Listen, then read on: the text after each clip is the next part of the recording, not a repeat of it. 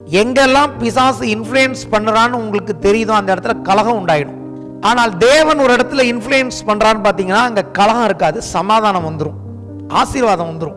தேவன் கலகத்திற்கு தேவனாயிராமல் சமாதானத்திற்கு தேவனாயிருக்கார். குடும்பத்துல கலகம் மட்டும்தான் போயிட்டு இருக்குன்னா நீங்க நல்லா புரிஞ்சுக்கணும், பிசாசுடைய இன்ஃப்ளூயன்ஸ் அங்க யார் மூலமாகவோ அதிகமாய் காணப்படுகிறது.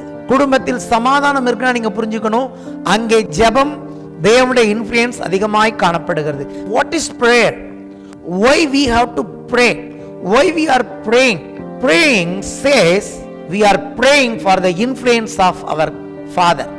ஜெபத்தின் மூலமாக அது மனுஷனுக்கு ஆண்டவர் அந்த சுயாதீனத்தை கொடுத்திருக்கிறார். நீங்க யாருடைய இன்ஃப்ளூயன்ஸ்ல வேணாலும் வாழலாம்.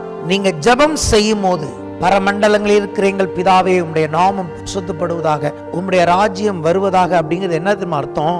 பரலோகத்தின் ராஜ்யத்தின் இன்ஃப்ளூயன்ஸ் என் மேல் வருவதாக, பரலோகத்தின் தேவனுடைய இன்ஃப்ளூயன்ஸ் என் குடும்பத்தின் மேல் வருவதாக, பரலோக தேவனுடைய இன்ஃப்ளூயன்ஸ் என் ஊழியத்தின் மேல் வருவதாக. வியாதி என்ன பண்ணுகிறது? என் சரீரம் இயங்காதபடிக்கு அதை குழப்பத்தில் கொண்டு போய் விடுகிறது. ஆகவேதான் ஆவியானவருடைய இன்ஃப்ளூயன்ஸ் வரும்போது சாவுக்கு ஏதுவான உங்கள் சரீரங்களை அவர் உயிர்ப்பிக்கிறார். இப்ப நமக்குள்ள தேவனுடைய ராஜ்யம் வந்திருக்கிறது. ஆவியானவர் வந்திருக்கிறார்னா ஆவியானவர் எல்லா இடத்துலையும் நமக்கு ஷலோமை கொடுக்கிறார், ஃபுல்னஸை கொடுக்கிறார். ஆவியில் ஒரு ஃபுல்னஸ், ஆத்மாவை மறுரூபமாக்கி அங்க ஃபுல்னஸ் கொண்டு போறாரு. சரீரமும் இப்பொழுதே அந்த உயிர்த்தெழுந்த வல்லமையின் மூலமாக என்ன பண்ணுகிறார்? சரீரத்தில் இருக்கிற குழப்பத்தை எடுத்து விடுகிறார். என்னை பொறுத்த வரைக்கும் சரீரம் கரெக்டா இயங்கிட்டு இருக்குன்னா அதுல எந்த குழப்பமும் இல்லைன்னு அர்த்தம். So when we stop the influence of the devil, அப்ப தேவனுடைய ராஜ்யம் எனக்கு உள்ளே இருந்து வெளியே மகிமையை கொடுக்கிறது. வெளியே இருந்து உள்ள இல்ல, இன்சைட் அவுட். இந்த ஆவியானவர் எனக்குள்ளே வரும் பொழுது என்ன பண்ணுகிறார்? எனக்கு உள்ளே இருந்து இன்ஃப்ளூயன்ஸ் பண்ணுகிறார்.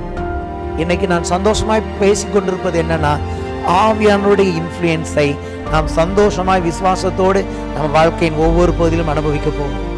பிசாசு பூந்து தன்னுடைய இன்ஃப்ளூயன்ஸை உண்டாக்கி இருக்கிறான்னு தெரிஞ்சதுன்னா நீங்க செய்ய வேண்டிய ஒரே காரியம் கர்த்தராகிய தேவனுடைய பரிசுத்த ஆவியானுடைய இன்ஃப்ளூயன்ஸுக்காய் ஜெபிப்பதுதான். இயேசு என்னும் ஒருவர் மேல் நம்ம வாழ்க்கையை கட்டும் பொழுது பாதாளத்தின் இன்ஃப்ளூயன்ஸ் நம்மை மேற்கொள்ள முடியாது. பரிசுத்த ஆவியானுடைய இன்ஃப்ளூயன்ஸா, பாவத்தின் இன்ஃப்ளூயன்ஸா, உலகத்தின் இன்ஃப்ளூயன்ஸா, எது நம்ம இன்ஃப்ளூயன்ஸ் பண்ண நாம் இடம் கொடுக்கிறோமோ அந்த ராஜ்யத்துக்கு தான் நாம் அடிமைகளாக இருப்போம். இயேசு என்னும் ஒருவர் நம்முடைய வாழ்க்கையில் இன்ஃப்ளூயன்ஸ் பண்ணுகிறவராக இருந்தால் சமாதானம் நிலைத்து அங்கே shalom. Nothing is missing, nothing is broken. எல்லாவற்றையும் இந்த ஆவியானவர் வெளிச்சம் ஒழுங்கு நிறைவே கொடுக்கிறவராக இருக்கிறார். சுகமாக்கினார். என்ன சுகமாக்கினார்? அது மறுபடியும் சரியா இயங்க ஆரம்பித்தது. தேவனுடைய வல்லமை அதை செய்தது. இயேசு சொன்னார், பரிசுத்த ஆவினாலே நான் பிசாசுகளை துரத்துகிறபடினாலே தேவனுடைய ராஜ்யம் உங்களிடத்தில் வந்திருக்கிறதே. தேவனுடைய ராஜ்யத்தின் இன்ஃப்ளூயன்ஸ் வரும் பொழுது ஒரு மனுஷனுடைய சரீரத்தின் பிசாசின் இன்ஃப்ளூயன்ஸ் ஓடுகிறது. ஏதோ ஒன்று அந்த கர்ப்பத்தை இன்ஃப்ளூயன்ஸ் பண்ணி இருக்கிறது. இந்த காலவெளி சொல்லுகிறேன், பரிசுத்த ஆவியானுடைய இன்ஃப்ளூயன்ஸ் அதை மறுபடியும் பிள்ளைகள் பெற அதை உருவாக்கி கொடுக்கும். பழுது அடைந்த கிட்னிகளுக்கு நேராய் பேசுகிறேன். பரிசுத்த ஆவியின் வல்லமை உங்கள் கிட்னிகள் மறுபடியும் செயல்பட அது உதவி செய்யும்.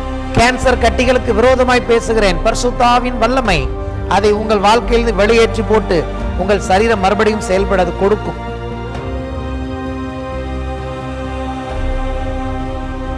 Nothing is missing, nothing is broken in our life. இதை சொல்வதில் சந்தோஷப்படுகிறேன். தேவனுடைய பிள்ளைகளாகிய உங்கள் வாழ்க்கையில் இதை நீங்களும் கற்றுக்கொள்ள உங்களுக்கு ஆலோசனை கொடுக்கிறேன். ஏன்னா இன்னைக்கு இதை பற்றி நம்ம சில காரியங்களை பார்க்க போகிறோம். ஷலோம் என்கிற வார்த்தையின் அர்த்தம் ஃபுல்னஸை குறித்து சொல்லப்பட்டிருக்கிறது. the wholeness. தேவன் ஆதியில் எல்லாத்தையும் சிருஷ்டித்த பொழுது அதுல எதுவுமே குறைவே இல்லை. ஒரு மனுஷனுக்குள்ளே ஹோல்னஸ், ஃபுல்னஸ் அதை கொடுக்கும்படி இயேசு வந்தார். அவருடைய நாமம் யெகோவா ஷலோம் என்று எழுதப்பட்டிருக்கிறது. இதை கேட்டுக்கொண்டிருக்கிற தேவனுடைய பிள்ளைகளுக்கு சொல்லுகிறேன், உங்க வாழ்க்கையில ஒண்ணுமே குறைஞ்சு போகாம உடைஞ்சு போகாத பரிபூர்ணத்தை, ஆவி, ஆத்துமா, சரீரம் எல்லாவற்றையும் பூர்ணத்தையும் முழுமையும் கொடுக்கும்படி இயேசு கல்வாரி சிலுவையில் கிரயம் கொடுத்திருக்கிறார். அவர் செலுத்தின கிரயத்தின் மேல் வைக்கிற விசுவாசத்தினாலே நீங்கள் அந்த ஷலோமில் வாழ தேவன் இந்த காலையில் உங்களை அழைக்கிறார். கர்த்தருடைய பரிசுத்த நாமத்திற்கு ஸ்தோத்திரம் உண்டாவதாக. விசுவாசத்தை குறித்து நான் போதித்து வருகிறேன். வாசிப்போம். எபிரேயர் 10ஆம் அதிகாரம் 37 முதல் 39 வசனங்களை நான் வாசிக்கிறேன். வருகிறவரை இன்னும் கொஞ்ச காலத்தில் வருவார், தாமதம் பண்ணார். விசுவாசத்தினாலே நீதிமான் பிழைப்பான், பின்வாங்கி போனால் அவன் மேல் என் ஆத்துமா பிரியமாயிராது என்கிறார். நாமோ கெட்டுப்போக பின்வாங்குகிறவர்களாக இராமல் ஆத்துமா ஈடேற விசுவாசிக்கிறவர்களாக இருக்கிறோம். இது ஒரு முக்கியமான வேத பகுதியாய் நான் பார்க்கிறேன். பின்வாங்குகிறவர்கள், விசுவாசிக்கிறவர்கள், ரெண்டு பேரை குறித்து வேதம் சொல்லுகிறது. விசுவாசிக்கிறவர்களாகிய நீங்களும் நானும் நம்முடைய ஆத்துமா ஈடேற, அதாவது ஆத்துமா தன் முழுமையை அடைய, ஆத்துமா தேவன் எந்த இடத்துக்கு அதை அழைத்தாரோ அங்கே போய் சேரும்படி விசுவாசிக்கிறோம். கிறிஸ்தவ வாழ்க்கையில் ஆவியாத்துமா சரீரத்தை பற்றி நிறைய காரியங்கள் இருக்கு. நான் அதெல்லாம் ரொம்ப ஆழமாக போக விரும்பவில்லை. ஆவி இன்றைக்கு தேவனோடு கூட இருக்கிறது. இன்னும் சொல்ல போனா உன்னதங்களில் எங்கே இயேசு இருக்கிறாரோ அங்கே உங்களுடைய என்னுடைய ஆவி ஏற்கனவே இருக்கிறது. ஆத்மா இங்கதான் இருக்கு, சரீரம் இங்கதான் இருக்கு. இயேசு வருவார். ஆகவேதான் இங்க எழுதி இருக்கிறது, வருகிறவர் இன்னும் கொஞ்ச காலத்தில் வருவார், டிலே பண்ண மாட்டார். அவர் வரும்பொழுது இந்த சரீரத்தை மீட்டுக் கொள்வார், பரிபூர்ணமாய் இந்த சரீரம் மீட்பை அடைந்து கொள்ளும். ஆனா இன் பிட்வீன் இந்த ஆத்மா இருக்கிறதே தேவன் உண்டாக்கின நிலைமையில இல்லை. இதுக்கு ரட்சிப்புங்கிறது நிறைவேறி கொண்டிருக்கிறது. Present continuous tense. ஆவி ரட்சிக்கப்பட்டு இருக்கிறது. இந்த சரீரம் கிறிஸ்து வரும் பொழுது தன்னுடைய ரட்சிப்பை அது பெற்றுக்கொள்ளும். ஆத்மாவோ மறுரூபம் ஆகிறதுனாலே, எண்ணங்களினாலே, பரிசுத்த ஆவியானவருடைய உதவியினாலே, வேத வசனங்களை கொண்டு விசுவாசத்தினாலே இந்த ஆத்துமா ரட்சிப்பை அடைந்து கொண்டிருக்கிறது. ஒரு நாள் இந்த ஆத்துமா ஈடேறிவிடும். அது தேவனுக்கு ஒப்பான ஆதியிலே எப்படி தேவ சாயலிலே அது உண்டாக்கப்பட்டிருந்ததோ அதே விதமான ஆத்துமாவாக இது ஒரு நாள் தன் பரிபூர்ணத்தை பெற்றுக்கொள்ளும். ஆகவே சபையில் எதுக்கு தேவன் நம்மை வைத்திருக்கிறார்னா, தேவனுக்கு நம்முடைய ஆத்துமாவை குறித்த கர்சனை உண்டு. நம்முடைய ஆத்துமா விசுவாசிக்கவும், நம்முடைய ஆத்துமா தொடர்ந்து இயேசு நமக்கு வாக்கு பண்ணின ஜீவனில் வாழவும் தேவன் நம்மை சபையில் வைத்திருக்கிறார். ஆகவே இங்க எழுதியிருக்கிறது, நம்ம பொறுத்த வரைக்கும் நம்ம கெட்டு போக பின் வாங்குகிறவராக இராமல் ஆத்துமா ஈடேற விசுவாசிக்கிறவர்களாக இருக்கிறோம். அப்போ விசுவாசங்கிறது வெறும் இயேசுவின் மேல் ஆரம்பத்தில் வைத்த அந்த விசுவாசம் மட்டுமல்ல, தொடர்ந்து நாம் முடிவு பரியந்தம் அந்த விசுவாசத்தில் நிலை நிற்க இயேசு நம்மை அழைத்திருக்கிறார். பின்வாங்கி போவார்கள் என்று வேதம் சில காரியங்களை சொல்லுகிறது. நான் பார்த்திருக்கிறேன். அவர்களுடைய முடிவு இயேசு வரும்போது எப்படி இருக்கும் நான் அவர்களை பற்றி சொல்ல விரும்பவில்லை. கர்த்தர் நல்லவர், கர்த்தர் இரக்கமுள்ளவர். எனக்கு தெரிஞ்சு ஆண்டவரை பின்பற்றினவர்கள், ஞானஸ்நானம் எடுத்தவர்கள் என்ன பண்ணியிருக்கிறாங்க, கிறிஸ்துவை விட்டு பின்வாங்கி போயிருக்கிறார்கள். ஒரு சிலர் நான் பார்த்துருக்கேன். இன்னைக்கும் அவங்க எங்க இருக்காங்கன்னு எனக்கு தெரியும், அவர்கள் என்ன நிலைமையில இருக்காங்கன்னு எனக்கு தெரியும். ஆனா நம்ம இன்னைக்கு இருக்கிறோம்னா அதுக்கு காரணம் அவருடைய கிருபை. அவர்களை விட நம்ம ஒன்றும் பெரிய நல்லவங்கன்னு நான் சொல்லவில்லை. நாம் கிருபையால் நிலை நிற்கிறோம். இயேசு நம்மேல் வைத்த கிருபை நம்மை நிலை நிறுத்துகிறது. ஹல்லேலூயா. ஏன்னா ஒரு வசனம் இருக்கு பாருங்க, இட்ஸ் பிப்ளிக்கல். இல்லாட்டி இப்படி எபிரேய ஆசிரியர் எழுத மாட்டார். நாமோ கெட்டு போக பின் வாங்குகிறவர்களாயிராமல் ஆத்மா ஈடேற விசுவாசிக்கிறவர்களாக இருக்கிறோம். எடுக்க வேணாம். 1 தீமோத்தேயு 6:21 பவுல் எழுதுகிறார், சிலர் விசுவாசத்தை விட்டு வழுவி போனார்கள் அப்படின்னு இருக்கு. சபையை விட்டு வழுவி போனார்கள் எழுதல, விசுவாசத்தை விட்டு வழுவி போனார்கள் அப்படின்னு எழுதியிருக்கு வேதத்துல. இன்னும் நிறைய இடங்களை காண்பிக்க முடியும். அப்படி சொல்லிட்டு உடனே சொல்லுகிறார், கிருபையானது உன்னோடு கூட இருப்பதாக அப்படிங்கிறாரு. யாருக்கு சொல்றாரு? ஒரு நல்ல வாலிபனுக்கு, தீமோத்தேயுக்கு சொல்றாரு, கிருபையானது உன்னோடு கூட இருப்பதாக. இந்த காலவேளை சொல்லுவோம், கிருபையானது நம்மோடு இருப்பதாக. விசுவாசமும் கிருபையும் நமக்கு முக்கியம். ஆண்டவர் கொடுத்திருக்கிற கிருபை, அந்த நாள் உண்டாயிருக்கிற விசுவாசம் நம்மை வழுவி போகாமல் பாதுகாக்க உதவுகிறது. அங்க இயேசு சொல்லுகிறார், தேவன் அனுப்பினவரை விசுவாசிப்பதே நீங்கள் செய்யும் தேவனுக்கு ஏற்ற கிரியையாயிருக்கிறது. அங்கதான் நம்ம விசுவாசம் ஆரம்பிக்கிறது. என்ன கிரியை செய்ய போகிறோம்? இயேசுவை விசுவாசிப்பதுதான் நாம் செய்யும் கிரியையாக இருக்கிறது. அப்படி விசுவாசிக்கும் போது ஆண்டவர் என்ன பண்ணுகிறார்? முதலாவது நமக்கு விடுதலை கொடுக்கிறார். இயேசுவின் மேல் வைக்கும் விசுவாசம் சில காரியங்களில் நம்மை விடுவிக்கிறது. முதலாவது அது மதத்திலிருந்து நம்மை விடுவித்திருக்கிறது, ஆராதனைகளிலிருந்து விடுவித்திருக்கிறது, உலக பழக்க வழக்கங்களிலிருந்து நம்மை விடுதலையாக்கி இருக்கிறது. நம்ம எதுவும் செய்ய வேணாம், இயேசுவை விசுவாசித்தால் போதும், தேவன் நமக்கு ரட்சிப்பை கொடுக்கிறார். ரெண்டாவது எதை பார்த்தோம் கேட்டிங்கன்னா, இந்த விசுவாசம் என்ன பண்ணுகிறது? நம்முடைய ஆத்துமாவை பாதுகாத்து கொள்ளுகிறது. இயேசு வரும் வரைக்கும் கெட்டு போகாமல், இயேசு வரும் வரைக்கும் பிரிசர்வ் பண்ணுகிறது. உங்களுடைய என்னுடைய ஆத்மாவை இங்க மேலே எழுதியிருக்குல்ல, நாம் கெட்டு போக பின் வாங்குறவர்களாக இராமல்னு. அப்ப எது நம்ம கெட்டு போகாம நம்ம ஆத்மாவை பாதுகாத்து கொள்ள போகுதுன்னா வேற எதுவுமே இல்லை, இயேசுவின் மேல் வைத்திருக்கிற விசுவாசம்.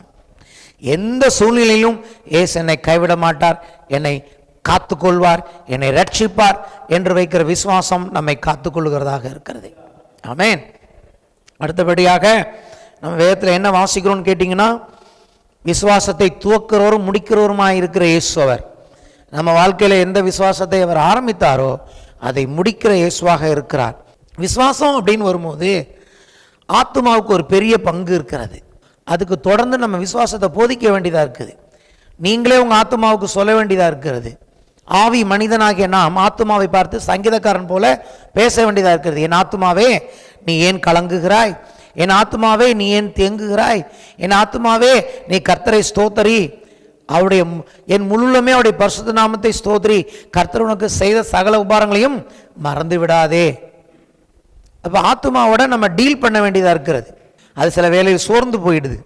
அப்போ முக்கியம் என்னன்னு கேட்டிங்கன்னா, விசுவாசம்னு வரும்போது நம்முடைய ஆத்மாவுக்கு அதில் ஒரு பெரிய பங்கு இருக்கிறதை நம்மால் பார்க்க முடிகிறது.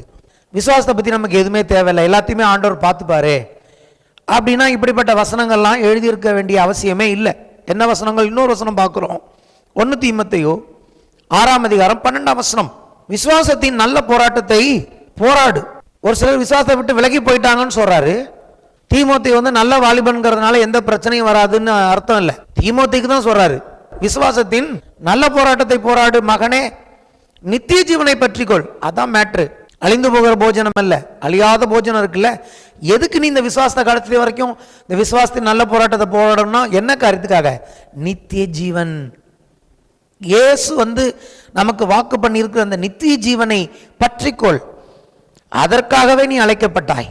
என்ன காரியத்துக்கு கர்த்தர் உங்களையும் என்னை அழைச்சிருக்கிறார்னா ஒரு காரியத்துக்கு தான், நித்திய ஜீவன். அழிந்து போகிற போஜனத்திற்காக இல்லை, அழியாமல் என்றென்றைக்கும் நிலை நிற்கிற போஜனத்தை இயேசு நமக்கு கொடுப்பேன் என்று வாக்கு பண்ணியிருக்கிறார்.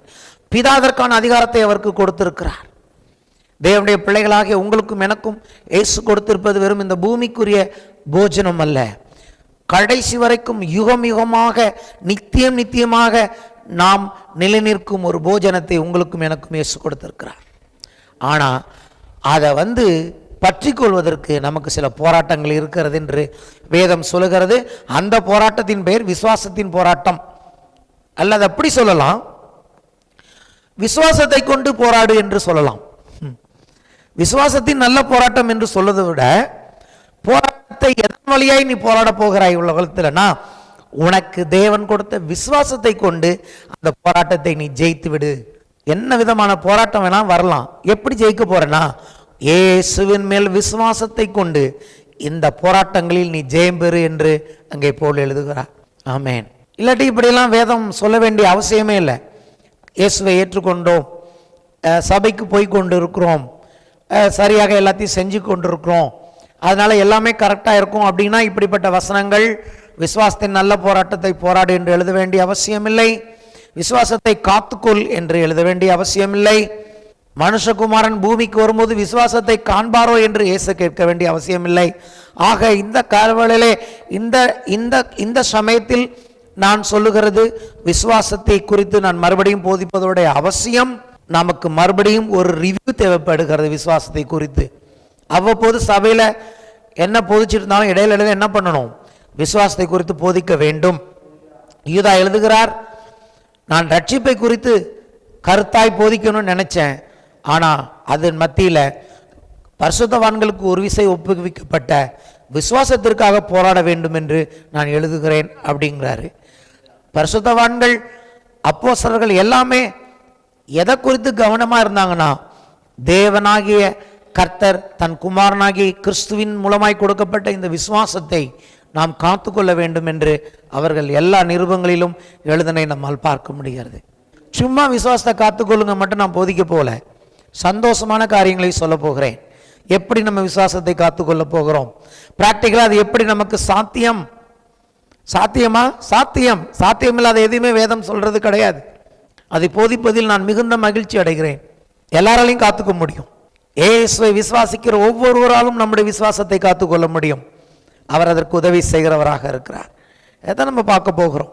முக்கியமாக என்ன பார்த்தோம், நம்ம பிசாசு என்ன பண்ணுகிறான், இது ரட்சிக்கப்படாதவர்களை பற்றி இல்லை, ரட்சிக்கப்பட்ட தேவனுடைய பிள்ளைகளின் ஆத்துமாவின் மேல், அவர்களுடைய எண்ணங்களின் மேல் அவன் யுத்தம் செய்கிறான்.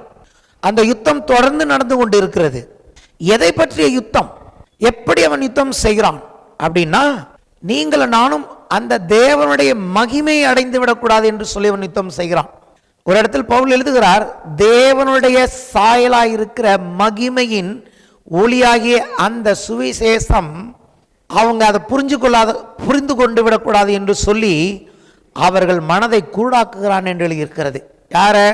பொதுவாக உலகத்தில் இருக்கிறவர்களை. பொதுவாக உலகத்தில் இருக்கிறவர்களை பிசாசு எப்படி தாக்குகிறான்? இந்த காலவெளியில் ஒரு வார்த்தையை நான் உபயோகிக்க விரும்புகிறேன். அந்த வார்த்தை இன்ஃப்ளூயன்ஸ் என்ற வார்த்தையை நான் உபயோகிக்க விரும்புகிறேன். இன்ஃப்ளூயன்ஸுங்கிற ஆங்கில வார்த்தை எல்லாருக்குமே தெரியும். ஏன்னா அந்த ஒரு வார்த்தைக்கு 3 அர்த்தம் இருக்கிறது. இன்ஃப்ளூயன்ஸ் சொல்லுவோமா? இன்ஃப்ளூயன்ஸ், ரொம்ப இன்ஃப்ளூயன்சியல் பர்சனுங்க அவரு அப்படின்னா என்ன அர்த்தம்? கொஞ்சம் பவர்ஃபுல்லான ஆளுன்னு அர்த்தம். அவருக்கு எல்லாரோடையுமே ஒரு தொடர்பு இருக்குது, கொஞ்சம் இன்ஃப்ளூயன்ஸான மனுஷன். அவர்கிட்ட பணமும் இருக்குது, எல்லாமே இருக்குது, ஆட்கள் பலம் இருக்குது. அவர்கிட்ட கொஞ்சம் எல்லாம் யோசிச்சு தான் போவாங்க. ஏன்னா அவர் கொஞ்சம் இன்ஃப்ளூயன்ஸ் ஆன ஆள். இன்ஃப்ளூயன்ஸுக்கு அர்த்தம் என்னன்னு கேட்டிங்கன்னா, ஒரு காரியம் அது இன்ஃப்ளூயன்ஸ் பண்ணுதுன்னா என்னென்ன பண்ணுன்னு கேட்டிங்கன்னா, பாதிப்பை உண்டாக்கும், நம்ம வாழ்க்கையில் மாற்றத்தை உண்டாக்கும், நம்ம வாழ்க்கையை கட்டுப்படுத்தும். தேவனுடைய இன்ஃப்ளூயன்ஸ் பற்றி பேசுறதுக்கு முன்னாடி முதல்ல பிசாசனுடைய இன்ஃப்ளூயன்ஸ் பற்றி பேச விரும்புகிறேன். இந்த காலையில் தேவனை நாம் புரிந்து கொள்வதற்கு ஒப்பாக பிசாசு எப்படி நம்முடைய வாழ்க்கையில் செயல்படுகிறான் என்பதை புரிந்து கொள்வது அதுவும் அவசியமான ஒன்றாக இருக்கிறது. ஏன்னா அவன் ரொம்ப தந்திரமான ஃபெல்லோ, ரொம்ப தந்திரமானவன். அவனுடைய இன்ஃப்ளூயன்ஸ் என்ன பண்ணுகிறது? பாதிப்பை உண்டு பண்ணுகிறது. அவனுடைய இன்ஃப்ளூயன்ஸ் மாற்றத்தை உண்டு பண்ணுகிறது. அவனுடைய இன்ஃப்ளூயன்ஸ் அவன் தன்னுடைய இன்ஃப்ளூயன்ஸால் கட்டுப்படுத்துகிறான். இப்பிரபஞ்சத்தின் தேவனானவன் அவர்கள் மனதை கூடாக்கி இருக்கிறான். எப்படி இன்ஃப்ளூயன்ஸ் பண்றான்னா, இந்த மகிமையான சுவிசேஷத்தின் ஒளி அவங்களுக்கு புரிஞ்சிடக்கூடாது. புரிஞ்சிச்சுன்னா அவங்க யாருன்னு புரிஞ்சுக்க ஆரம்பிச்சிருவாங்க. மனிதன் தான் யார் என்பதை புரிந்து கொள்ளக்கூடாது. அவன் தேவ சாயலில் உண்டாக்கப்பட்டவன், அவன் தேவனுடைய பிரதான சிருஷ்டி, தேவனுக்கு ஒப்பான மகிமை உடையவன் என்பதை மனுஷன் புரிந்துவிடக்கூடாது என்பதில் சத்துரு கவனமானவனா இருக்கான். இன்னைக்கு கூட நானும் நீங்களும் கொஞ்சம் பிரயாசப்பட்டு சிலருக்கு சுவிசேஷத்தை சொல்றோம் இல்லையா? சுவிசேஷம் சொல்லும்போது நம்ம என்ன பண்றோம்? இயேசுவை பற்றி சொல்லுகிறோம். அவங்க உடனே ரியாக்ட் பண்றது பார்த்தீங்கன்னு வச்சுங்களேன், அவங்க எப்படி ரியாக்ட் பண்ணுவாங்கன்னு நான் பார்த்துட்டேன். மெஜாரிட்டி பீப்புள் எப்படி ரியாக்ட் பண்ணுவாங்கன்னு கேட்டிங்கன்னா, உடனடியாக அவங்க ரியாக்ட் பண்ணுறது என்னன்னு கேட்டிங்கன்னா, தாங்கள் எதை நம்புகிறார்களோ, தாங்கள் எதை வழங்குகிறார்களோ அது மேலே இன்னும் கொஞ்சம் ஆர்வத்தை காட்டுவாங்க. கவனிச்சிருக்கீங்களா? அவங்க ஸ்டேட்டஸ் உடனே நமக்கு என்னமோ எங்கேயோ குத்துற மாதிரி, கடுப்பேற்றுற மாதிரி இருக்கும். நீங்கள் அவங்களுக்கு சுவிசேஷம் சொல்கிறீங்களோ, உடனடியாக பிசாசோட இன்ஃப்ளூயன்ஸ் அவங்க வாழ்க்கையில் வரதை பார்க்க முடியும். அவங்க என்ன பண்ணுவாங்கன்னு கேட்டீங்கன்னா, இன்னும் கொஞ்சம் மோசமாக போவாங்க. அப்போ நீங்கள் கோவப்படக்கூடாது. எனக்கும் கோவம் வரும், எனக்கும் எரிச்சல் வரும். ஆனால் நான் இப்போ புரிஞ்சுக்கிறது என்னன்னு கேட்டிங்கன்னா, அவனோட இன்ஃப்ளூயன்ஸ்லேருந்து இவங்க போயிடுவாங்களோ, இவனுக்கு ஒரு தாக்குதல் உண்டாகிறது என்பதை அவன் அறிந்த உடனடியாக அவன் என்ன பண்ணுவான்? இன்னும் கொஞ்சம் அவங்க மேலே இன்ஃப்ளூயன்ஸ் பண்ணுவான். அவங்களுக்கு என்ன தெரிய மாட்டேங்குதுன்னா, தேவனை தெரிஞ்சுக்கிட்டாங்கன்னா அவங்க யாருன்னு தெரிஞ்சுப்பாங்க. அதாவது தேவன் ஏன் விக்கிரகங்களை வழங்கக்கூடாதுன்னு சொல்றான்னு கேட்டிங்கன்னா, அதோடைய ரகசியத்தை சொல்கிறேன். தேவனுடைய சாயலை யாருமே பார்த்ததில்லை இல்லையா? தேவனே பார்க்காத மனுஷன் தேவன் இப்படி இருப்பார் அப்படி இருப்பார்னு அவன் இஷ்டத்துக்கு எதையோ செய்கிறான். ரோமர் 1 வாசிக்கிறோம். தேவனுக்கு எதையோ செய்யறது மட்டுமல்ல, தேவன் ஏன் வருத்தப்படுறாருன்னா, என்ன நீ பார்க்காம என்னுடைய சாயலுக்கு ஒப்பா நீ ஒன்று செய்யறது மட்டுமல்ல, உன்னுடைய சாயல் தெரியாததுனால உன்னை விட கீழானதை உன்னை போய் நீ வணங்க போகிறேன்னு சொல்றாரு. ஓ சாயல் உனக்கு தெரிஞ்சதுன்னு வச்சுக்க, நீ யாரு அப்படின்னு, நீ எதெல்லாம் உண்டாக்குறியோ அது உன்னை விட கீழானது, உன்னை விட மட்டமானது, உன்னை விட மதிப்பு இல்லாதது. நீ என்ன மதிப்பில்லாத தேவனா மாத்துறது மட்டுமல்ல, இப்படிப்பட்டவைகளை செய்யும்போது உன்னையே நீ மதிப்பில்லாதவனா மாத்திக்கிறேங்கிறார். ஹல்லேலூயா. நான் உண்டாக்கின என்னுடைய சிருஷ்டி, என்னுடைய சாயலிலும் என்னுடைய ரூபத்தின்படி உண்டாக்கப்பட்ட குட்டி தேவன் நீ. என்ன போல செயல்படும்படி உன்னை உண்டாக்கி இருக்கிறேன். ஆனா நீ என்ன பண்ற, என்னையும் என் சாயலையும் கவனிக்காம எனக்கு ஒப்பா எதையோ செய்யறது மட்டுமல்ல, எனக்கு ஒப்பா எதையாவது ஒன்று செஞ்சு நீ அதை போய் ஆராதிக்கும் போது நீ என்ன பண்றேன்னா, ஒன்னை விட குறைவானதை, உனக்கு ஒப்பில்லாத ஒன்றை நீ போய் என்ன பண்ணுகிறாய், பணிந்து கொள்ளுகிறாய். இங்கே தான் பிசாசு இன்ஃப்ளூயன்ஸ் பண்ணுகிறான். புரியுதுங்களா உங்களுக்கு? அவங்களுக்கு இன்னும் கொஞ்சம் ஆக்ரோஷம் வருகிறது, இன்னும் கொஞ்சம் அவர்கள் அதில் போய் காரியங்களை செய்யும்போது நம்ம என்ன பண்ணுறோம், ஃபெடப்பாய் போய் தொலைப்போ அப்படின்னு விட்டுடுறோம். ஆனால் தொடர்ந்து ஜெபிக்க வேண்டும். என்ன புரிஞ்சுக்கணும்னு நீங்கள் நான் அந்த காலவில் சொல்லிட்டு இருக்கேன்னா, பிசாசு என்பவன் மக்களுடைய வாழ்க்கையை இன்ஃப்ளூயன்ஸ் பண்ணுகிறான். எப்படி இன்ஃப்ளூயன்ஸ் பண்ணுகிறான்? அவருடைய எண்ணங்களின் மூலமாக இன்ஃப்ளூயன்ஸ் பண்ணுகிறான். எங்கெல்லாம் இன்ஃப்ளூயன்ஸ் பண்ணான்னு இன்னைக்கு நான் காலையில் உங்களோட பேச விரும்புகிறேன். முதல்ல அவனுடைய இன்ஃப்ளூயன்ஸ் பரலோகத்தில் ஆரம்பித்தது. நல்லா கேட்டுங்க. எங்கெல்லாம் பிசாசு இன்ஃப்ளூயன்ஸ் பண்ணுறான்னு உங்களுக்கு தெரியுதோ அந்த இடத்துல கலகம் உண்டாயிடும். ஆனால் தேவன் ஒரு இடத்துல இன்ஃப்ளூயன்ஸ் பண்ணுறான்னு பார்த்தீங்கன்னா அங்கே கலகம் இருக்காது, சமாதானம் வந்துடும், ஆசீர்வாதம் வந்துடும். ஹல்லேலூயா. கர்த்தருடைய இன்ஃப்ளூயன்ஸ், பரலோகத்தின் தேவன், வேதம் சொல்லுகிறது, தேவன் கலகத்திற்கு தேவனாயிராமல் சமாதானத்திற்கு தேவனாயிருக்கிறார்.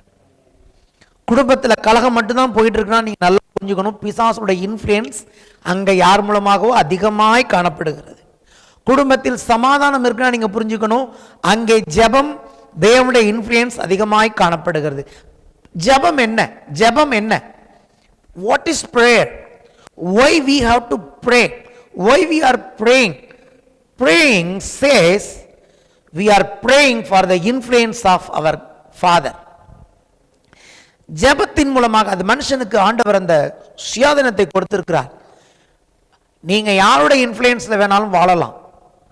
நீங்க ஜெபம் செய்யும் போது, பரமண்டலங்களில் இருக்கிற எங்கள் பிதாவே உம்முடைய நாமம் பரிசுத்தப்படுவதாக, உம்முடைய ராஜ்யம் வருவதாக அப்படிங்கிறது என்ன தெரியுமா அர்த்தம்? பரலோகத்தின் ராஜ்யத்தின் இன்ஃப்ளூயன்ஸ் என் மேல் வருவதாக, பரலோகத்தின் தேவனுடைய இன்ஃப்ளூயன்ஸ் என் குடும்பத்தின் மேல் வருவதாக, பரலோக தேவனுடைய இன்ஃப்ளூயன்ஸ் என் ஊழியத்தின் மேல் வருவதாக. ரெண்டு தான் இருக்க முடியும். ஒன்று கர்த்தருடைய இன்ஃப்ளூயன்ஸ் ஆவியானவர் மூலமாக அங்கே இருக்கணும், இல்லை பிசாசு இன்ஃப்ளூயன்ஸ் இருக்கணும். பரலோகத்தில் அவன் தன்னுடைய இன்ஃப்ளூயன்ஸை காட்டினான், உண்டானது கலகம். முதலில் கலகம் உண்டான இடம் பூமி இல்லை, பரலோகம். அங்கே ஒரு யுத்தம் உண்டாயிற்று. பிசாசும் அவனை சேர்ந்த தூதர்களும் கீழே தள்ளப்பட்டார்கள். அடுத்தபடியாக அவனுடைய இன்ஃப்ளூயன்ஸ் எங்க போனுச்சுன்னு கேட்டீங்கன்னா, ஏதேன் தோட்டத்தில் போச்சு. பரலோகத்துக்கு அடுத்த இன்ஃப்ளூயன்ஸ் ஏதேன் தோட்டத்தில் ஏவாள் மூலமாக அவன் தன்னுடைய இன்ஃப்ளூயன்ஸை கொண்டு போனான். எப்படி ஆத்துமா விழுந்து போனது? ஏன் ஆத்துமா மரணத்துக்குள்ள போனதுன்னா, தேவன் உண்டாக்கின ஆத்துமா பிசாசின் இன்ஃப்ளூயன்ஸுக்கு செவி கொடுத்த போது அங்கே மரணம் உண்டாயிற்று, அங்கே கலகம், அங்கே எல்லாம் அவுட், காலி ஆயிடுச்சு. இப்போ சரி, ஏசு அவனை ஜெயித்து இருக்கிறார். இன்னைக்கு என்ன பண்ணுகிறான்? 4 இடங்களில் அவன் இன்ஃப்ளூயன்ஸ், பரலோகத்தில் அவன் இன்ஃப்ளூயன்ஸ் பண்ணா அந்த இடத்தை தேவன் அங்கேருந்து அவனை தள்ளினார். இன்னைக்கு ரத்தம் அவன் இருந்த இடத்தை போய் பரிசுத்தப்படுத்தி இருக்கிறது, தெரியுமா? பரலோகத்தை அவன் இருந்த இடம் தீட்டுப்படுத்திருச்சு. ஏதேன் தோட்டத்தில் அவனுடைய இன்ஃப்ளூயன்ஸ் ஆதாம் ஏவாளையும் சாபத்துக்குள்ள கொண்டு போச்சு. உலகத்தில் இன்னைக்கு அவனுடைய இன்ஃப்ளூயன்ஸ் மக்களை இயேசு கிட்ட வராம வச்சிட்டு இருக்கான். இதோட அவனுடைய சபையில் அவனுடைய இன்ஃப்ளூயன்ஸ் காணப்படுகிறது. எப்போ பிசாசின் இன்ஃப்ளூயன்ஸ் சபையிலும் அல்லது சபை விசுவாசிகளிடத்திலும் காணப்படுகிறதோ சபை சரியாய் செயல்பட முடியாது. நம்ம இதில் வாசிக்கிறோம், வெளிப்படுத்தின விசேஷத்தில் ஒரு சபையில் என்ன நடக்குதான்? ஏசபேல் என்பவள் என்ன பண்ணுகிறாள்? என்னுடைய ஊழியக்காரர்கள் விக்கிரகத்துக்கு படைத்ததை புசிப்பதற்கும் வேசித்தனம் பண்ணுவதற்கும் அவள் உபதேசம் பண்ணுகிறாள். எப்படி? உபதேசத்தின் மூலமாக சபைக்குள் அவள் ஒரு இன்ஃப்ளூயன்ஸை கொண்டு வருகிறாள், தாக்கத்தை கொண்டு வருகிறாள். அப்போ நீங்களும் நானும் இன்னைக்கு புரிஞ்சுக்க வேண்டியது, யார் நம்முடைய வாழ்க்கையில் இன்ஃப்ளூயன்ஸ் பண்ணுகிறார்கள்? ராஜ்யம் என்பது என்ன? இயேசு சொன்ன நம்ம சபைக்கு பேரே ராஜ்யத்தின் சுவிசேஷ சபை. அப்ப என்ன இங்க நடக்கணும்னா, இயேசு ராஜாதி ராஜனும் கர்த்தாதி கர்த்தருமா இருக்கிறாரே, அவர் மட்டும்தான் இங்க இன்ஃப்ளூயன்ஸ் பண்ணணும். ஹல்லேலூயா. இன்ஃப்ளூயன்ஸ் என்பது அவருடைய ஆளுகை, இன்ஃப்ளூயன்ஸ் என்பது அவருடைய அத்தாரிட்டி, அவருடைய அதிகாரம். ராஜாவுக்கு அதிகாரம் உண்டு, ராஜாவுக்கு அத்தாரிட்டி உண்டு, அதிகாரம் உண்டு, அவருக்கு இன்ஃப்ளூயன்ஸ் உண்டு. அப்போ இந்த காலவெளியில் நம்ம என்ன புரிஞ்சுக்கணும், நம்முடைய வாழ்க்கையின் மேல் இன்ஃப்ளூயன்ஸ் உள்ள ஒரு ராஜாதி ராஜா இருக்கிறார். அவருடைய இன்ஃப்ளூயன்ஸ், அவருடைய அதிகாரம், அவருடைய ஆட்சி, அவருடைய வல்லமை பிசாசின் வல்லமை அல்ல, இயேசுவின் வல்லமை உங்க வாழ்க்கையில் என் வாழ்க்கையிலும் செயல்படுவதை நாம் விரும்ப வேண்டும். அதையே நாம் கான்சியஸ்னஸ் ஆக வைத்து அதிலே செயல்பட வேண்டும். அவனுடைய இன்ஃப்ளூயன்ஸ் என்னத்தை கொண்டு வரும்? எங்க பார்த்தாலும் சரி அவனுடைய இன்ஃப்ளூயன்ஸ் குழப்பத்தை கொண்டு வரும். குழப்பம் இருக்கும், அங்க எதுவுமே இருக்க வேண்டிய இடத்துல இருக்காது. ஆதியில் தேவன் வானத்தையும் பூமியும் சிருஷ்டித்தார். பூமியானது ஒழுங்கின்மையும் வெறுமையுமாய் இருந்தது, ஆழத்தின் மேல் இருள் இருந்தது. எப்படி? ஏதோ ஒரு விதத்தில் சத்ரு அங்கே தாக்குதலை உண்டாக்கி இருக்கிறான். அப்போ தேவன் என்ன பண்ணுகிறார்? வெளிச்சத்தை கொண்டு வருகிறார். தேவனுடைய வெளிச்சம், தேவனுடைய ராஜ்யம், தேவனுடைய இன்ஃப்ளூயன்ஸ் வரும்பொழுது அங்கு ஒழுங்கும் நிறைவும் வருகிறதை பார்க்கிறோம். ஹல்லேலூயா. அப்போ இன்னைக்கு மனுஷனுடைய ஆத்மா, ரட்சிக்கப்பட்டவங்களுடைய ஆத்மாவை பற்றி பேசிட்டு இருக்கேன். இந்த ஆத்மா முற்றுமுடிய பரிசுத்த ஆவியானவருடைய இன்ஃப்ளூயன்ஸ்க்கு ஒப்பு கொடுக்கப்படும் போது, இதெல்லாம் நம்ம புரிஞ்சுக்கணும் நான் விரும்புகிறேன். நமக்கே தெரியல, நம்ம பாட்டுக்கு வாழ்ந்துட்டு இருக்கோம்.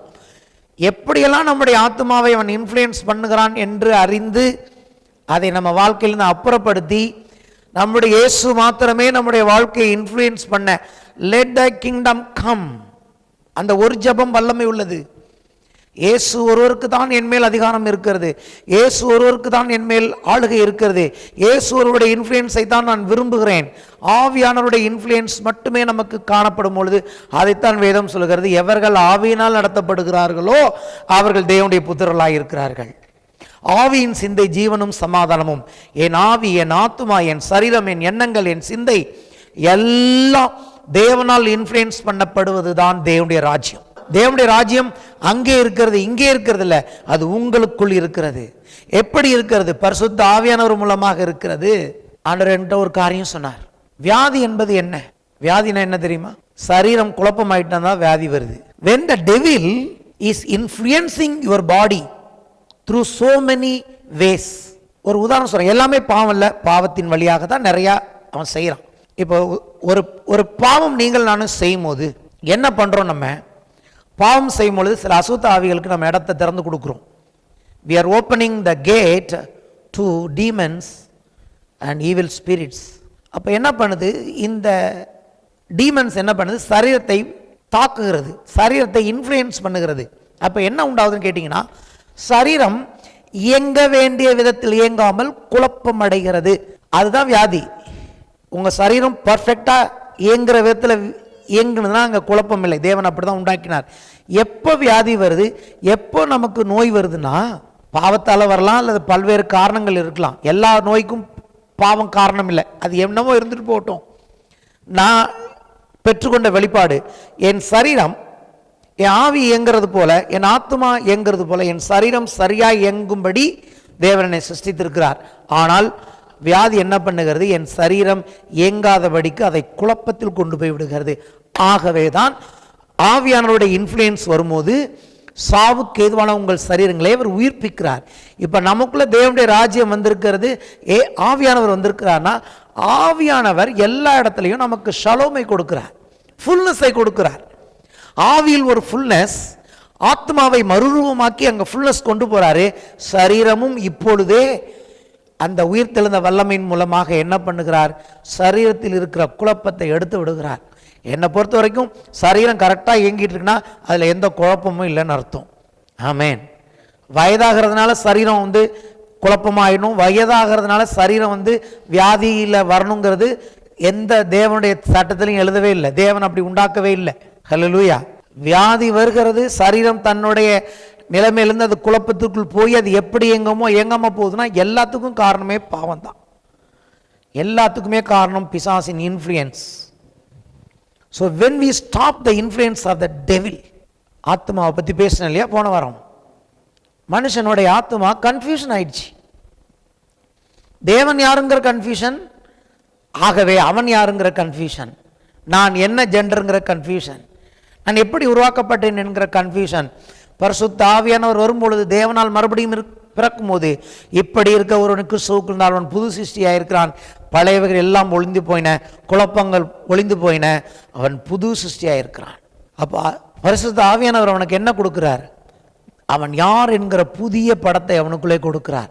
அப்போ தேவனுடைய ராஜ்யம் எனக்கு உள்ளே இருந்து வெளியே மகிமையை கொடுக்கிறது, வெளியே இருந்து உள்ள இல்ல, இன்சைட் அவுட். இந்த ஆவியானவர் எனக்குள்ளே வரும் பொழுது என்ன பண்ணுகிறார்? எனக்கு உள்ளே இருந்து இன்ஃப்ளூயன்ஸ் பண்ணுகிறார். இன்னைக்கு நான் சந்தோஷமாய் பேசி கொண்டிருப்பது என்னன்னா, ஆவியானுடைய இன்ஃப்ளூயன்ஸை நாம் சந்தோஷமாய் விசுவாசத்தோடு நம்ம வாழ்க்கையின் ஒவ்வொரு பகுதியிலும் அனுபவிக்க போகிறோம். எத்தனை பேருக்கு சந்தோஷமாக இருக்கிறது? ஸோ எந்த பகுதியாக இருந்தாலும் சரி, அது குடும்பமோ, அது பொருளாதாரமோ, அது ஊழியமோ, பிசாசு பூந்து தன்னுடைய இன்ஃப்ளூயன்ஸை உண்டாக்கி இருக்கிறான்னு தெரிஞ்சுதுன்னா, நீங்கள் செய்ய வேண்டிய ஒரே காரியம் கர்த்தராகிய தேவனுடைய பரிசுத்த ஆவியனுடைய இன்ஃப்ளூயன்ஸுக்காய் ஜெபிப்பது தான். சின்ன ஒரு வரி ஜெபம், உம்முடைய ராஜ்யம் வருவதாக, let thy influence come upon my life, chapter over. தேவன் வந்தா ஒரு ராஜ்யம் தான் அங்கே பிசாசின் ராஜ்யம் ஒளிந்து போகிறது. அப்போ சர்ச் எப்படி இருக்கணும்? நம்ம we are the influential people to influence the world. உலகத்தை நாம் இன்ஃப்ளூயன்ஸ் பண்ண வேண்டும். ஆனால் இன்னைக்கு உலகமும் மாம்சமும் இச்சைகளும் பிசாசும் நம்மளை இன்ஃப்ளூயன்ஸ் பண்ண நம்ம அனுமதி கொடுக்கிறோம். கர்த்தர் சொன்ன ரகசியங்களை பேசி கொண்டு இருக்கிறேன். ஆத்மாவை எப்படியெல்லாம் பிசாசு இன்ஃப்ளூயன்ஸ் பண்ணுவான் தெரியுமா? வெறும் பாவத்தினால் மட்டுமல்ல, தேவனற்ற ஒரு சிலருக்கு நீங்கள் உங்கள் வாழ்க்கையில் அதிகமான இடத்தை கொடுக்கும் பொழுது அவர்களே உங்கள் ஆத்மாவை இன்ஃப்ளூயன்ஸ் பண்ண பிசாசுக்கு கருவியாய் மாறுவார்கள். தேவனற்றவர்களோடு அல்லது தேவ சித்தமில்லாதவர்களோடு உங்கள் மனதை, ஆத்மாவை நீங்கள் டயப் பண்ணும்போது பிசாசு அவர்கள் மூலமாக உங்கள் ஆத்மாவை இன்ஃப்ளூயன்ஸ் பண்ணுகிறான். உங்களால் தேவனுக்கு சரியாய் செயல்பட முடியாது. ஸோ எல்லா பக்கத்திலையும் பார்க்க வேண்டியதாக இருக்கிறது. ஆகவே தான் இயேசு சொன்னார், இந்த கல்லின் மேல் என் சபையை கட்டுவேன், பாதாளத்தின் வாசல்கள் அதை மேற்கொள்வதில்லை. இயேசு என்னும் ஒருவர் மேல் நம்ம வாழ்க்கையை கட்டும் பொழுது பாதாளத்தின் இன்ஃப்ளூயன்ஸ் நம்மை மேற்கொள்ள முடியாது. கிறிஸ்தவ வாழ்க்கை ஒரு வார்த்தையில் முடிந்து போகிறது என்று நான் காண்கிறேன். யார் இன்ஃப்ளூயன்ஸ் பண்ணுகிறார்கள்? பரிசுத்த ஆவியானுடைய இன்ஃப்ளூயன்ஸா, பாவத்தின் இன்ஃப்ளூயன்ஸா, உலகத்தின் இன்ஃப்ளூயன்ஸா? எது நம்ம இன்ஃப்ளூயன்ஸ் பண்ண நாம் இடம் கொடுக்கிறோமோ அந்த ராஜ்யத்துக்கு கீழே தான் நாம் அடிமைகளாக இருப்போம். இயேசு என்னும் ஒருவர் நம்முடைய வாழ்க்கையில் இன்ஃப்ளூயன்ஸ் பண்ணுகிறவராக இருந்தால் சமாதானம் நிலைத்தூங்கும். அங்கே shalom, nothing is missing, nothing is broken. எல்லாவற்றையும் இந்த ஆவியானவர் அப்படியே உருவாக்கி வெளிச்சம் ஒழுங்கு நிறைவே கொடுக்கிறவராக இருக்கிறார். ராஜ்யத்தின் கோட்பாடுகளை பேசி கொண்டிருக்கிறேன். கிட்னியில் ஒரு கன்ஃபியூஷன், அது சரியாக செயல்பட மாட்டேங்குது, கெட்டு போகிறது, கல்லீரல் கெட்டு போகிறது. இயேசு என்ன பண்ணினார்? சுகமாக்கினார்னா என்ன சுகமாக்கினார்? அது மறுபடியும் சரியாக இயங்க ஆரம்பித்தது. தேவனுடைய வல்லமை அதை செய்தது. இயேசு சொன்னார், பரிசுத்த ஆவினாலே நான் பிசாசுகளை துரத்துகிறபடினாலே தேவனுடைய ராஜ்யம் உங்களிடத்தில் வந்திருக்கிறதே. தேவனுடைய ராஜ்யத்தின் இன்ஃப்ளூயன்ஸ் வரும் பொழுது ஒரு மனுஷனுடைய சரீரத்தில் பிசாசின் இன்ஃப்ளூயன்ஸ் ஓடுகிறது. சிலருடைய கர்ப்பங்கள் ஏன் இன்னும் அது கன்ஃபியூஷனில் இருக்கு? அந்த கர்ப்பங்கள் பிள்ளைகளை பிறப்பிக்கத்தக்கதான நிலைமையில இல்லாதபடிக்கு அது கன்ஃபியூஷன் ஆகிட்டு இருக்குது. ஏதோ ஒன்று அந்த கர்ப்பத்தை இன்ஃப்ளூயன்ஸ் பண்ணி இருக்கிறது. இந்த காலவெளி சொல்லுகிறேன், பரிசுத்த ஆவியானுடைய இன்ஃப்ளூயன்ஸ் அதை மறுபடியும் பிள்ளைகள் பெற அதை உருவாக்கி கொடுக்கும். பழுது அடைந்த கிட்னிகளுக்கு நேராய் பேசுகிறேன். பரிசுத்த ஆவியின் வல்லமை உங்கள் கிட்னிகள் மறுபடியும் செயல்பட அது உதவி செய்யும். கேன்சர் கட்டிகளுக்கு விரோதமாய் பேசுகிறேன். பரிசுத்த ஆவியின் வல்லமை அதை உங்கள் வாழ்க்கையில் வெளியேற்றி போட்டு உங்கள் சரீரம் மறுபடியும் செயல்பட அது கொடுக்கும். வியாதிகள் சொஸ்தமாகும். பிரிவினைக்கு பின்னே இருக்கிறது என்ன? பிரிவினைகள், சண்டைகள் எல்லாவற்றுக்கும் பின்னே இருக்கிறது பிசாசு இன்ஃப்ளூயன்ஸ். ஆகவே தான் வேதம் சொல்லுகிறது, நீங்கள் கோபம் கொண்டாலும் பாவம் செய்யாதிருங்கள், கசப்புக்கு இடம் கொடாதிருங்கள், மன்னியாமைக்கு இடம் கொடாதிருங்கள். அவனுடைய தந்திரங்கள் நமக்கு தெரியாதவைகள் அல்லவே. எங்கடா எனக்கு இன்ஃப்ளூயன்ஸ் கொடுப்பான்? அவன் வகை தேடி சுற்றி திருகிறான். எவனை விழுங்கலாம் என்று எப்படி வகை தேடி சுற்றி திருகிறான்? எவன் எனக்கு வாசல் திறப்பான்? எவன் எனக்கு கொஞ்சம் இன்ஃப்ளூயன்ஸ்க்கு இடம் கொடுப்பான்? அவனுடைய இன்ஃப்ளூயன்ஸ்க்கு ஒரு நாளும் இடம் கொடுக்கவில்லை. இதோ இந்த உலகத்தின் அதிபதி வருகிறான், அவனுக்கு என்னிடத்தில் ஒன்றுமில்லை. I never allow any influence from the devil. பிதாவை மட்டுமே நோக்கி இயேசு வாழ்ந்தார். நான் ப்ரிப்பரேஷனுக்குள்ளே போகலை, உங்கள் முகத்தை பார்த்து தான் பேசிகிட்டு இருக்கேன். பேசுகிறது நான் இல்லை, தேவ ஆவியானவர் பேசி கொண்டு இருக்கிறார். ஹல்லேலூயா. ஏன்னா என்னுடைய வாழ்க்கையில் நான் இன்றைக்கு ஒன்றை புரிந்திருக்கிறேன், எப்பொழுது நான் பரிசுத்த ஆவியானுடைய வல்லமைக்கு அவருடைய இன்ஃப்ளூயன்ஸ்க்கு ஒப்பு கொடுக்கிறனோ அப்பொழுது நான் பேசுகிற வார்த்தைகள் உங்கள் வாழ்க்கையில் இன்ஃப்ளூயன்ஸை கொடுக்கும், மாற்றத்தை கொடுக்கும், நீங்கள் மாற்றத்தை காண்பீர்கள். கிறிஸ்தவ பிரசங்கம் மாற்றத்தை உண்டாக்குற பிரசங்கம். அது வெறும் பேச்சல்ல, தேவனுடைய ராஜ்யம் பேச்சில் அல்ல, பலத்தில் இருக்கிறது, வல்லமையில் இருக்கிறது. பரிசுத்த ஆவியானவருடைய வல்லமையினால் இது பலப்படுத்தும் போது அது உங்களை இன்ஃப்ளூயன்ஸ் பண்ணும். ஹல்லேலூயா. எவ்வளோ ஒரு நிம்மதியான காரியத்தை கர்த்தர் இன்றைக்கு நமக்கு பேசி கொண்டு இருக்கிறார். உங்களுக்கு இன்று நான் வைத்திருக்கிற நற்செய்தி இதுதான். அப்போ பரிசுத்த ஆவியானவருடைய இன்ஃப்ளூயன்ஸ் என்ன பண்ணுகிறது? அது நமக்கு பாதிக்கிறது, அது நமக்கு மாற்றத்தை கொண்டு வருகிறது, அது நம்மை கட்டுப்படுத்த ஆரம்பிக்கிறது. அப்பொழுது நல்ல மாற்றங்களை நாம் பெறுகிறோம், சமாதானத்தை பெறுகிறோம், சந்தோஷத்தை பெறுகிறோம், நிம்மதியை பெறுகிறோம். எல்லா சூழ்நிலையும் தேவ சமாதானம் நிலை நிற்கிற அந்த இடத்திற்கு அவருடைய இன்ஃப்ளூயன்ஸ் கொண்டு வருகிறது. ஏசு சொன்னார், உங்களுக்கு சமாதானம், ஷலோம் என்று சொன்னார். அப்போ விசுவாசத்தை விட்டு விலகி போகிறார்களா? எப்படி போகிறாங்கன்னா இதெல்லாம் புரிஞ்சுக்காம தான் போகிறாங்க. வாசிப்போம் ஒரு வேத பகுதி, ஒரே ஒரு வேத பகுதிக்கு தான் இன்னைக்கு தேவன் நமக்கு நேரம் கொடுக்கிறார். இதான் அவருடைய இன்ஃப்ளூயன்ஸ். 2 கொரிந்தியர் 3ஆம் அதிகாரம் 17 முதல் 18 வசனங்கள். இது வரைக்கும் இந்த வசனம் இப்படி பார்த்துருக்க மாட்டீங்க. அதுக்கு தான் இந்த வசனத்தை இப்போ நான் வாசிக்கிறேன். கர்த்தரே ஆவியானவர், கர்த்தருடைய ஆவியானவர் எங்குண்டோ அங்கு விடுதலை உண்டு. நாம் எல்லாரும் திறந்த முகமாய் கர்த்தருடைய மகிமையை கண்ணாடிகளை காண்கிறது போல கண்டு ஆவியாயிருக்கிற கர்த்தரால் அந்த சாயலாகத்தானே மகிமையின் மேல் மகிமையடைந்து மறுரூபப்படுகிறோம். இதுதான் ரட்சிப்பின் சாராம்சம். ஆத்மாவின் ரட்சிப்புங்கிறது என்னங்கிறத ஒரே வசனத்தில் இங்கே பவுல் எழுதுகிறார். எப்படி இந்த ஆத்மா என்ன நோக்கத்திற்காக தேவன் அழைச்சிருக்கிறார்? நித்திய ஜீவனுக்காக அழைத்திருக்கிறார். ஆனால் இந்த ஆத்மாவின் அல்டிமேட் கோல் என்ன? இந்த ஆத்மா எங்கே போகும்னு கேட்டிங்கன்னா அங்கே எழுதியிருக்கிறது. எப்படி சொல்லலாம் இதை? கர்த்தரை ஆவியானவர், கர்த்தருடைய ஆவி எங்கே உண்டோ அங்கே விடுதலை உண்டு. அதாவது எந்த இடத்துல பரிசுத்த ஆவியானுடைய இன்ஃப்ளூயன்ஸ் இருக்கிறதோ அங்கு விடுதலை இருக்கிறது, அங்கே எந்த அடிமைத்தனமும் கிடையாது. இதுக்கு முன்னாடி என்ன நடந்தது? முன்னாடி வசனங்களை பார்த்தீங்கன்னா மோசே தேவ சமூகத்திற்கு போயிட்டு வர்றார், கற்பலகைகளை வாங்கி கொண்டு வருகிறார். அப்படி வரும்போது மோசேயின் முகத்தை பார்த்தா தேவ மகிமை அப்படியே பிரகாசமா இருக்கு, ஜனங்களால பார்க்க முடியல, கண்ணு கூசுது. அப்ப என்ன பண்றாங்க? உங்க முகத்தை பார்க்க முடியலன்னு சொன்னதுனால மோசே முகத்திற்கு ஒரு முக்காடு போட்டு கொண்டார். இருக்கா சரியா? அது எதை காண்பித்ததாம்? அருமையான ஒரு காரியத்தை சொல்ல விரும்புகிறேன். தேவனை இவங்க யாருமே பார்க்கல, மோசையை மட்டும்தான் பார்த்துட்டு வர்றாரு. ஆனால் எந்த தேவனை மோசே பார்த்துட்டு வராரோ அவர் வாங்கிட்டு வந்த கற்பலகை அல்ல, அவர் முகத்தில் இருந்த மகிமை இவர்களுக்கு ஒன்று சொன்னிச்சு. தேவன் ஒருவர் இருக்கிறார், அவர்கிட்ட தான் இவர் போயிட்டு வந்திருக்கிறாரு, அவர்கிட்டேருந்து வாங்கிட்டு வந்திருக்கிறாருங்கிறதுக்கு ஆதாரம் என்னன்னா அவர் முகத்தை பார்த்தாலே தெரியுது. ஆனால் இன்னைக்கு எந்த தேவனை மோசே போயிட்டு பயந்து பார்த்துட்டு வந்தாரோ அதே தேவன் இன்னைக்கு இயேசு சிந்தின ரத்தத்தின் மூலமாக, இயேசுவின் மேல் வைத்த விசுவாசத்தின் மூலமாக இன்னைக்கு அவர் நமக்குள்ள வந்துட்டார். ஒளிந்து போகிற ஊழியத்தின் ஒளிந்து போகிற மகிமையே அப்படி இருந்துச்சுன்னா பவுல் சொல்றாரு, நிலைத்து இருக்கிற நித்திய ஜீவனை கொடுக்கிற இந்த மகிமை இன்னும் எவ்வளவு பெருசா இருக்கும். அந்த மகிமை முகத்தில் தெரிஞ்சுது. ஆனால் அந்த மகிமை உள்ள ஆவியானவர் இன்னைக்கு எனக்கு உள்ள வந்துட்டாரு. அப்ப எனக்குள்ளேந்து அவர் வெளிப்பட்டா எப்படி இருக்கும்? எப்படி இருக்கும்னா கண்ணாடியில பார்க்கறது போல ஆவியா இருக்கிற அந்த உள்ளே இருக்கிற கர்த்தரால தானே நான் காரியங்களை பார்க்க ஆரம்பிக்கும் போது மகிமையின் மேல் மகிமையடைந்து மறுரூபமாகிறேன். எப்படி சொல்லலான்னு கேட்டீங்கன்னா, மோசே முகத்தை பார்க்கும் போது எவ்வளவு மகிமை வெளிப்பட்டதோ அதை விட பல மடங்கு மகிமை எனக்கு உள்ளிருந்து வெளியே உண்டாக போகிறது என்பதை என்னால் விசுவாசிக்க முடியும்.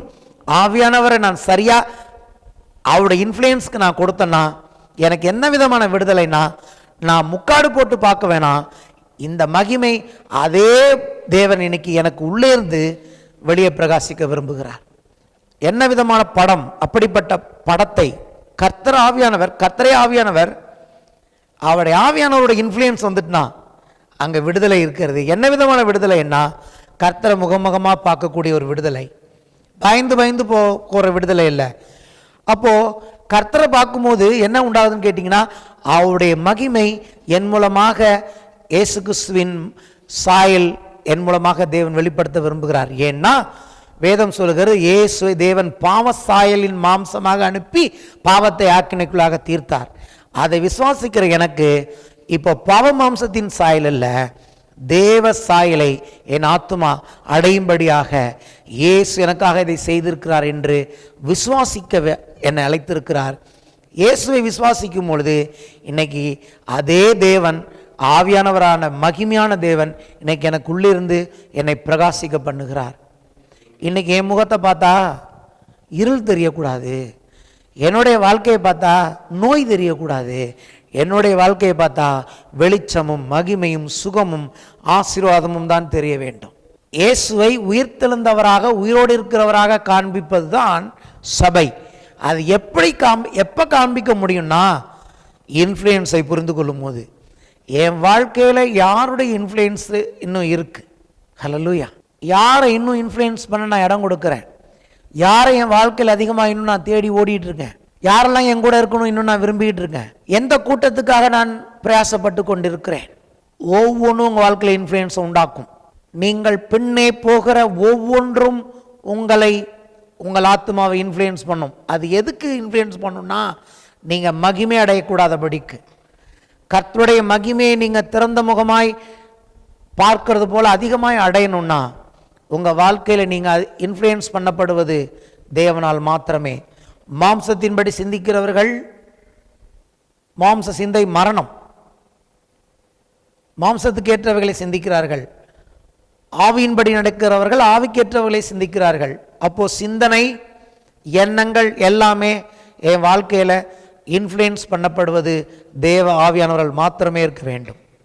அந்த இடத்துக்கு வந்துட்டோன்னா வெற்றி தான் நமக்கு. சபையை அவன் இன்ஃப்ளூயன்ஸ் பண்ண விடக்கூடாது, விசுவாசிகளை அவன் இன்ஃப்ளூயன்ஸ் பண்ண விடக்கூடாது, பிள்ளைகளை அவன் இன்ஃப்ளூயன்ஸ் பண்ண விடக்கூடாது. தேவ ஆவியானவருடைய இன்ஃப்ளூயன்ஸுக்கு கொடுக்கணும். ஜபம் என்னத்துக்கு? ஜபம் நாம் தேவனுடைய இன்ஃப்ளூயன்ஸை விரும்புகிறோம் என்பதை காண்பிக்கிறது. ஜெபிக்கவே மாட்டாங்க, ஏன்னா அவங்களுக்கு தேவனுடைய இன்ஃப்ளூயன்ஸ் என்னன்னே தெரியாது. ஜபம் லிட்டரலாக என்ன பண்ணுதுன்னா, ஒரு மனுஷனுடைய வாழ்க்கையில் எவ்வளவு அவன் ஜெபிக்கிறவனாக இருக்கிறானோ அவ்வளவு தேவனுடைய இன்ஃப்ளூயன்ஸ் அவன் வாழ்க்கையில் செயல்படுகிறது. எதுக்கு ஜெபத்துக்கு பதில் வருதுன்னா என்ன அர்த்தம்? ஜெபத்துக்கு பதில் வந்துட்டுனா என்ன அர்த்தம்? தேவன் அங்கே இன்ஃப்ளூயன்ஸ் ஆகிட்டான்னு அர்த்தம், தேவன் வாழ்க்கையில் செயல்படுறான்னு அர்த்தம், தேவன் அவனுக்கு காரியத்தை செய்கிறாருன்னு அர்த்தம். ஆமென். தேவன் அங்கே ஒன்று செஞ்சிட்டார். அவனுக்கு, அவன் பிள்ளையின் வாழ்க்கையில் ஒரு அற்புதத்தை தேவன் செய்திருக்கிறார். அவன் மனைவியின் வாழ்க்கையில் ஆண்டவர் ஒரு அற்புதத்தை செய்திருக்கிறார். அவன் ஜெபத்திற்கு தேவன் பதில் கொடுத்த என்ன அர்த்தம்? அவனுடைய ஜெபம் விசுவாசமுள்ள ஜெபமாக இருக்கும்போது அங்கே பரிசுத்த ஆவியனுடைய இன்ஃப்ளூயன்ஸ் வருகிறது, அவன் பதிலை பெற்றுக்கொள்கிறான். அதுக்கு தான் இயேசு ஜெபிக்க கற்றுக் கொடுத்தார். ஆமென். ஜெபம் இப்படி பண்ணினீங்கன்னா உங்கள் ஜெபம் நல்லா இருக்கும், சந்தோஷமாக இருக்கும், பதிலோடு வரும். ஆவியனோட இன்ஃப்ளூயன்ஸ்க்கு ஒரு சின்ன உதாரணத்தை சொல்லி முடிக்கிறேன். நேற்றுக்கு நான் ஒரு கடைக்கு போயிட்டு வரும்போது ஒரு மனுஷனை பற்றி நினச்சிட்டு வந்தேன். வழியில் வரும்போது பார்க்குறேன், அந்த மனுஷன் போகிறார் எத்தாப்பில். சும்மா யதார்த்தமாக, அது எதுக்கு அந்த ஞாபகம் வந்ததுனே தெரில, ஏதோ ஒரு ஞாபகம், அது சம்மந்தமான காரியங்களை நினச்சி பார்த்தேன். நினச்சி பார்த்து 5 நிமிஷம் பார்த்தீங்கன்னா அந்த மனுஷன் எனக்கு எத்தாப்பில் போகிறான். அந்த மனுஷன் வரவே மாட்டான், ஆனால் அவன் எனக்கு எத்தாப்பில் போகிறான். அப்போ தான் யோசிச்சு பார்த்தேன், சரியாய் சிந்தையை தேவனுக்கு ஒப்பு கொடுக்கும்போது நீ சிந்திக்கிற எண்ணங்கள், நான் சொன்னபடி புசியும் போஜனம் பண்ணும் என்று சொன்னாலும் அவன் இருதயம் உன்னோடு இருக்காது. அது மனுஷன் அல்ல. அவன் எதை சிந்திக்கிறானோ அதை அவன் பார்ப்பான். அவன் வாழ்க்கையில் இது நிஜமாகும். அவன்தான் தேவனுடைய சாயலின்படி உண்டாக்கப்பட்ட மனுஷன். நல்லதை எடுத்து தேவனுடைய வார்த்தையின்படி, தேவனுடைய வாக்குத்தத்தின்படி எண்ணங்களை சிந்தித்து பாருங்கள், பேசி பாருங்கள், ஜெபித்து பாருங்கள், அது அப்படியே உங்கள் வாழ்க்கையில் நடக்கும். Hallelujah. Not only God is powerful, தேவ சாயலில் உண்டாக்கப்பட்ட ரட்சிக்கப்பட்ட ஒவ்வொரு மனுஷனும் வல்லமை உள்ளவன். ஆனால் எங்கே அவன் வல்லமை இழக்கிறான்னா, இன்ஃப்ளூயன்ஸை மறக்கும் போது, கொஞ்சம் அப்படி இன்ஃப்ளூயன்ஸ் வேறு இன்ஃப்ளூயன்ஸுக்கு போகும்போது அவன் வல்லமை குறைந்தவனாக மாறிவிடுகிறான். முழுக்க முழுக்க இயேசுவை போல இருக்கணும்னா பிதாவாலும் பரிசுத்த ஆவியானவராலுமே இன்ஃப்ளூயன்ஸ் பண்ணப்பட்ட வாழ்க்கைக்கு இந்த கால தேவன் அழைக்கிறார். அதுதான் விசுவாச வாழ்க்கை. காணப்படுகிறதே அல்ல, காணப்படாத தேவனுடைய வல்லமையின் மேல் நாம் நம்பிக்கை வைக்கிறோம். ஒரு வசனத்தை சொல்லி முடிக்கிறேன். தேவன் நமக்கு பயமுள்ளாவே கூடாமல் பலமும் அன்பும் தெளிந்த புத்தியும்லாவே கொடுத்திருக்கிறார். அங்கே கன்ஃபியூஷன் இல்லை. தேவ ஆவியானோட இன்ஃப்ளூயன்ஸ் வரும்பொழுது உங்களுக்கு எல்லாம் கரெக்டாக செய்வீங்க. தெளிந்த புத்தி, பயம் கிடையாது, பவர். பலனும், தேவன் நமக்கு பயமுள்ளாவே கூடாமல் பலம், அன்பு. அன்பா இருக்கிறதுக்கு முயற்சி பண்றது இல்லை. தேவனுடைய இன்ஃப்ளூயன்ஸ் இருக்கிறவங்களுக்கு அன்பு இயற்கையாகவே இருக்கும். பரிசுத்த ஆவியுடைய இன்ஃப்ளூயன்ஸ் இருக்கிறவங்களுக்கு நல்ல புத்தி தானாகவே இருக்கும். ஆனால் பிசாசோட இன்ஃப்ளூயன்ஸ் இருந்தால் பாருங்க, அங்கே குழப்பம்தான் இருக்கும், அங்கே விரோதம் தான் இருக்கும், அங்கே எல்லாமே தப்பாக தான் இருக்கும். பயப்படுவாங்க. அநேகருக்கு பயம். ஏன் பயம்னாலே இங்கே என்ன அர்த்தம்? பயம் இருந்தால் அங்கே தேவன் இல்லை, பிசாசு இருக்கிறான் என்று அர்த்தம். ஆகவே தான் நீங்கள் மறுபடியும் பயப்படுகிறதற்கு அடிமைத்தனத்தின் ஆவியை பெறாமல், பயத்தின் ஆவியை தேவன் தராமல் நமக்கு பலமும் அன்பும் தெளிந்த புத்தியும் ஆவியை கொடுத்திருக்கிறார். ஆவியானுடைய இன்ஃப்ளூயன்ஸ் எல்லாமே நல்லா தான் இருக்கும். அங்கே வல்லமை இருக்கும், அங்கே அன்பு இருக்கும், அங்கே தெளிந்த புத்தி இருக்கும், குழப்பம் இருக்காது. சரியாய் நீங்கள் போவீங்க. தொடர்ந்து அடுத்த வாரத்தில் நான் அதை பற்றி பேச விரும்புகிறேன். எழுந்து நிற்போம்.